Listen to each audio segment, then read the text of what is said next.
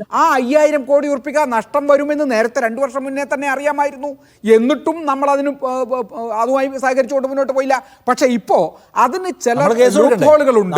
നമ്മൾ കേസ് കൊടുക്കല്ലേ വേണ്ടത്? നമുക്ക് ഇതിന്റെ പേരിൽ അത് തടഞ്ഞു വെക്കാൻ ഭരണഘടനാപരമായ നിയമപരമായിട്ട് ഒന്നും പറ്റിയല്ലോ. ഒരു ഗവൺമെന്റ് മറ്റൊരു ഗവൺമെന്റിനെതിരായി കേസ് കൊടുക്കുന്നത് എനിക്ക് മനസ്സിലാവുന്നില്ല അതിന്റെ യുക്തി. തമിഴ്നാട് കൊടുത്തിട്ടുണ്ട്. പക്ഷേ ഇടതുപക്ഷത്തെ സംബന്ധിച്ചിടത്തോളം, കേരളത്തിലെ ഗവൺമെന്റിനെ സംബന്ധിച്ചിടത്തോളം ഇക്കാര്യത്തിൽ വിട്ടുവീഴ്ച ചെയ്തുകൊണ്ടുള്ള ഒരു സമീപനം ഇല്ല.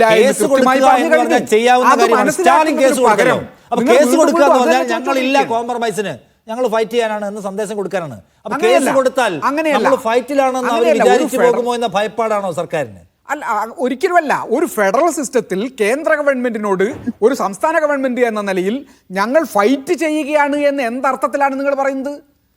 ഒരിക്കലും അങ്ങനെ ചെയ്യാൻ പറ്റില്ല എന്ന് മാത്രമല്ല, ഫൈറ്റ് ചെയ്യേണ്ടിടത്ത് നാം പ്രതിരോധിക്കേണ്ടിടത്ത് പ്രതിരോധിച്ച് നിന്നതിന്റെ ചരിത്രമാണ് കഴിഞ്ഞ 9 വർഷമായിട്ട്. ഞാൻ ചോദിക്കുന്നത്, PM ശ്രീ നടപ്പിലാക്കുന്നു. PM ശ്രീ നടപ്പിലാക്കുമ്പോൾ PM ശ്രീയിൽ എന്താണ് പഠിപ്പിക്കേണ്ടത്, എന്തൊക്കെയാണ് പഠിപ്പിക്കേണ്ടത്, എന്താണ് ഇൻഫ്ര, ഇതെല്ലാം കേന്ദ്രത്തിന്റെ പേപ്പറിൽ എഴുതി വെച്ചിട്ടുണ്ടോ? ചെയ്യണ്ടേ?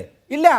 NEP-യുമായി ബന്ധപ്പെട്ട് നടപ്പിലാക്കേണ്ടത് അതിന്റെ പാഠ്യപദ്ധതി എന്താണ്, അവിടെ എന്ത് പഠിപ്പിക്കണം, അവിടെ എന്ത് ഇൻഫ്ര വേണം എന്നതിലൊക്കെ കേന്ദ്ര സർക്കാരിന് പ്ലാനുണ്ട്. അത് ചെയ്യേണ്ടി വരും.